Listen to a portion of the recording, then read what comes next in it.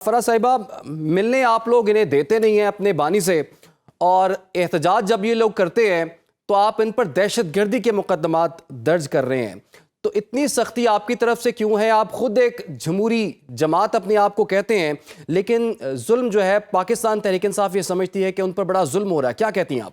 बिस्मिल्लाहिर्रहमानिर्रहीम, बहुत शुक्रिया। इमरान साहब, मैं ख़ुद भी एक सियासी वर्कर हूँ और हम भी इन्हीं अदवार से होते हुए यहाँ पहुँचे हैं।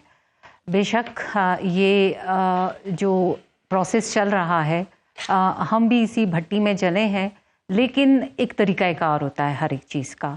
अगर आप समझते हैं कि आपके लीडर जेल में हैं, हमारे भी लीडर साहिबान जो थे जेलों में थे, नवाज शरीफ साहब हो गए, मरीम नवाज साहिबा हो गई, शहबाज शरीफ साहब, हमारे दीगर जो रहनुमा हैं, तो हम भी जाते रहे हैं, हमें भी गालियाँ पड़ती रही हैं, हम भी डंडे खाते रहे हैं, लेकिन हमने ऐसा इंतशार, आई एम सो सॉरी, लेकिन हमने ऐसा इंतशार नहीं किया।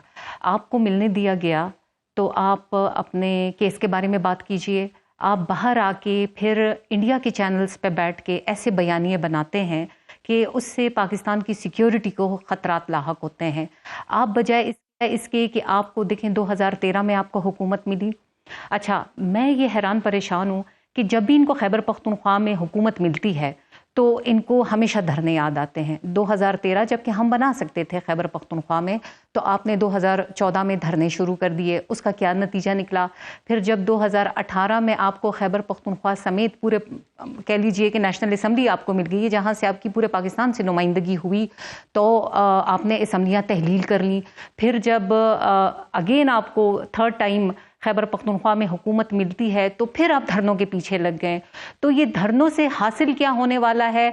धरनों की आड़ में खैबर पख्तूनख्वा आज बिल्कुल खंडर बन गया है। इसका ये नतीजा निकला है। आपको मिलना है, आपका हक है, आपको सपोर्ट भी किया गया था, आपसे मुज़ाकरात भी किए गए थे, लेकिन जब आपके साथ बैठा जाता है आप फिर पीछे चले जाते हैं। तो आपसे कैसे बात की जाए? आप तैयार नहीं हैं, आप गुस्से में हैं, आप बयानिए बनाते हैं। हमारे खिलाफ बना लीजिए, जमहूरियत का यही हुस्न है, हम आपको पूरा रूम देते हैं, लेकिन खुदारा दस्तबदस्ता आपसे इल्तिजा है कि पाकिस्तान की सालमियत सबसे पहले है। कोई ऐसी हरकत, कोई ऐसी बात ना की जाए, क्योंकि रिसेंटली अभी हमने में जो कामयाबी ली है अल्हम्दुलिल्लाह, आज इकोनॉमी कहती है कि पाकिस्तान 42 नंबर पे है और जबकि इंडिया 3rd नंबर पे है। अगर जीडीपी देखा जाए तो हम तो इस उम्मीद, इस विजन, इस कोशिश के साथ हैं कि जैसे ही ये साल क्लोज होता है तो हमारी जो जीडीपी है वो $410 बिलियन में कन्वर्ट हो जाए। अगर हालात ऐसे रहेंगे तो बताइए। फरा साहिबा, आपकी बात दुरुस्त है कि मुआशी तरक्की जो है वो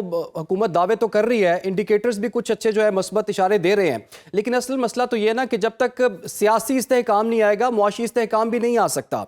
तो सियासी इस्तेहकाम इसलिए नहीं आ रहा कि जनाब इस वक्त सूरत हाल ये है कि मुलाकात पर, एक मुलाकात पर बात अटक कर रह गई है, और जो लोग मुलाकात के लिए आए हैं उन्होंने एहतजाज किया है। आपने 400 रहनुमाओं पर दहशतगर्दी के मुकदमात दर्ज कर दिए। आप खुद ये कह रही हैं कि हमें भी इस किस्म की मुश्किलात का सामना रहा।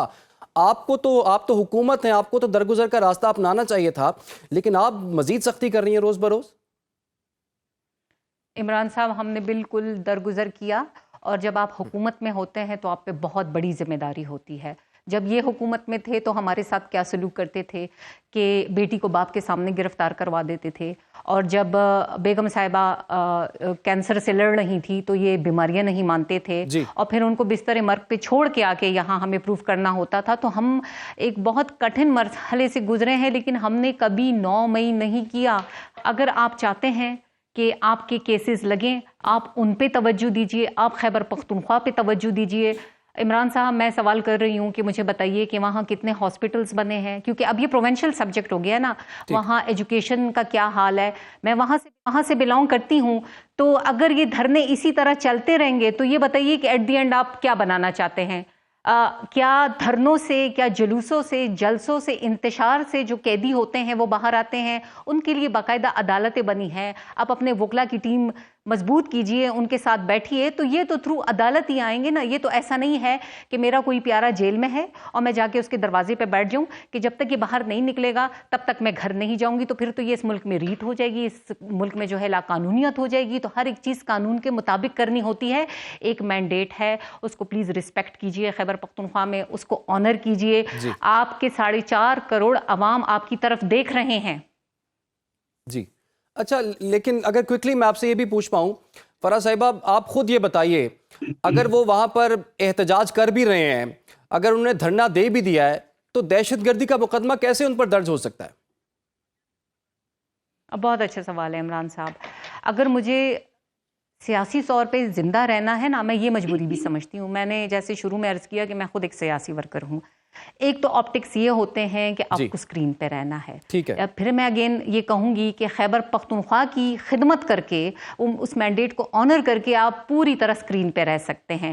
اگر تو آپ اپنی سیاسی زندگی جینا چاہتے ہیں، آپ نے ہر وقت سکرین پہ رہنا ہے، کیونکہ آپ کو ایسے لگا کہ جب آپ 2014 میں آئے آپ نے وہ تماشے لگائے، آئی ایم سوری، آپ نے دھرنے دیے، آپ نے روزانہ کی بنیاد پہ جو ہے وہ میوزیکل کنسرٹس کیے، اور اس کے بعد آپ کو لگتا ہے کہ آپ کو نیشنل اسمبلی میں بھی جو ہے وہ جگہ مل گئی، ایک دفعہ پھر احتجاج کی فرح صاحبہ جو ہے یہ بات ہو رہی ہے، تو اب دیکھنا ہوگا کہ اس احتجاج کی کتنی سپیس ملتی ہے پی ٹی آئی کو.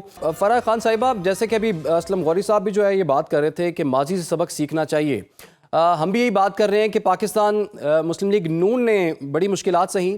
آپ نے نام بھی گنوائے کہ آپ کی جو ٹاپ ٹیئر لیڈرشپ ہے انہیں جیل کی ہوا بھی کھانی پڑی. اب یہی کچھ جو ہے وہ پاکستان تحریک انصاف کے ساتھ ہو رہا ہے. تو فرح خان صاحبہ یہ بتائیے، آپ کی قیادت نے، آپ کی جماعت نے ماضی سے کچھ نہیں سیکھا؟ کیونکہ پہلے جو 2018 کے بعد جو کچھ ہو رہا تھا، 2024 کے بعد وہی کچھ ہوا ہے، لیکن کچھ سختی کے ساتھ ہو رہا ہے. تو آگے بڑھنے کا راستہ کیا ہے آپ لوگوں کے پاس اب؟ دیکھیں، اگر ماضی کی بات کریں تو الحمدللہ پاکستان مسلم لیگ نون کو یہ اعزاز حاصل ہے کہ یہ 3 دفعہ کا وزیر اعظم رکھتی ہے. پہلی دفعہ ہمیں نکالا گیا، دوسری دفعہ ہمیں نکالا گیا، اور تیسری دفعہ نکالا گیا جب پاکستان ایشین ٹائیگر بننے جا رہا تھا. جب آپ سسٹم کو محسوس کرتے ہیں کہ آپ اس میں بدلاؤ لا رہے ہیں جو آپ سمجھتے ہیں، تو آپ کو اس سسٹم کا حصہ ہونا ہوتا ہے. جب ہمیں نکالا گیا تو میں اگین جو تھوڑی دیر پہلے میں عرض کر رہی تھی، میں دوبارہ کہوں گی کہ ہم نے بھی ایک تحریک چلائی، کتنی خاموشی سے چلائی. اور مجھے آج بھی میرے لیڈر کے وہ الفاظ یاد ہیں کہ میں نے اپنا معاملہ اللہ پہ چھوڑ دیا. اور اس کے بعد آپ دیکھیے ماشاءاللہ پاکستان مسلم لیگ نون کو نہ صرف پی ڈی ایم بلکہ اس کے بعد بھی وزیر اعظم ملتا ہے. میرے بھائی نے بڑی اچھی بات کی آئی ایم ایف کی، میں اس پہ بھی آؤں گی، لیکن اس سے پہلے میں یہ بات کروں گی کہ خیبر پختونخوا پہ جو قرضے ہیں وہ 776 ارب روپے ہیں. تو یہ کس مد میں لیے گئے ہیں؟ اور آپ ہی کی رپورٹس بتا رہی ہیں کہ 2030 تک آپ اس قابل نہیں رہیں گے کہ آپ یہ قرضہ جات واپس کریں، اور آپ اس قابل بھی نہیں رہیں گے کہ خیبر پختونخوا میں آپ کوئی ڈیولپمنٹل کام کریں. پہلی بات تو یہ ہے. اگر آپ کو سسٹم کو بدلنا ہے تو آپ کو سسٹم کا حصہ بننا پڑے گا. آپ نے کمیٹیوں سے بھی ریزائن کر دیا ہے. جب آپ وزیر اعظم تھے یا ایون اپوزیشن میں تھے، آپ تو ہم سے ہاتھ تک نہیں ملاتے تھے. آج ہم نے پھر دل بڑا کیا ہوا ہے، دروازے کھولے ہوئے ہیں کہ آپ آئیے ہم سے بات کیجئے. امپورٹنس کس چیز کی ہے اس وقت؟ اس چیز کی ہے کہ عمران خان صاحب جیل میں ہیں. کیا مینڈیٹ اس لیے ملا ہے کہ ان کو چھڑوانا ہے، یا مینڈیٹ اس لیے ملا ہے کہ آپ نے خیبر پختونخوا کو ترقی کی ایک اڑان دینی ہے تاکہ آپ کا 4 ٹائم بھی جو ہے وہ اس میں حصہ آ سکے؟ لیکن اگر آپ اپنی پریورٹیز اس طرف شفٹ کرتے ہیں تو پھر دیکھ لیجئے مستقبل آپ کا ہے، آپ مالک ہیں. بالکل آئی ایم ایف کی رپورٹ ہے عمران صاحب، کوئی بھی سٹنگ گورنمنٹ اتنا بڑا دل نہیں کرتی ہے کہ وہ آئی ایم ایف سے یہ کہے جب وہ معاہدہ کر رہی ہوتی ہے کہ بالکل آپ نے میرے ایک ایک ڈپارٹمنٹ کو جو ہے وہ دیکھنا ہے، مجھے یہ بتانا ہے کہ کرپشن کہاں ہو رہی ہے، کیونکہ ہم سنجیدہ لوگ ہیں. میں بتا رہی ہوں ہمارا یہ 5واں وزیر اعظم ہے الحمدللہ. بتائیے، تاکہ اگر کل ہم اپوزیشن میں ہوتے ہیں، یہ حکومت میں ہوتے ہیں، میں ان سے یہ سوال کرتی ہوں، اور ایک حکومت ان کی خیبر پختونخوا میں بھی ہے، کیا یہ کسی بھی ادارے کے ساتھ معاہدہ کرتے ہوئے یہ کہہ سکتے ہیں کہ آئیے آپ کرپشن دکھائیے ہمیں کہ کہاں ہو رہی ہے؟ یہ تو بہت بڑا ظرف ہوتا ہے، اور اس میں ان کا دور بھی شامل ہے. فرح صاحبہ یہ بتائیے گا، اب حکومت تو آپ کی ہے نا، تو اگر اس میں کرپشن کے کچھ ایسے معاملات جو ہیں وہ سامنے آتے ہیں، 5300 ارب روپے کوئی کم رقم نہیں ہوتی، تو اگر اس کو آئی ایم ایف کی رپورٹ جو ہے وہ سامنے آ گئی ہے، یہ ایک اچھی بات ہے یا پھر کرپشن کا منظر عام پر آنا یہ بہت بری بات ہے؟ دیکھیے، اس کرپشن میں ڈیفینیٹلی پی ٹی آئی کا دور شامل ہے، اور میں پھر عرض کروں گی کہ یہ معاہدہ ہم ہی نے کیا ہے آئی ایم ایف کے ساتھ کہ آپ نے ہمیں بتانا ہے کہ کرپشن. آپ مجھے یہ بتائیے کہ وزیر اعظم کیا کیا دیکھیں گے؟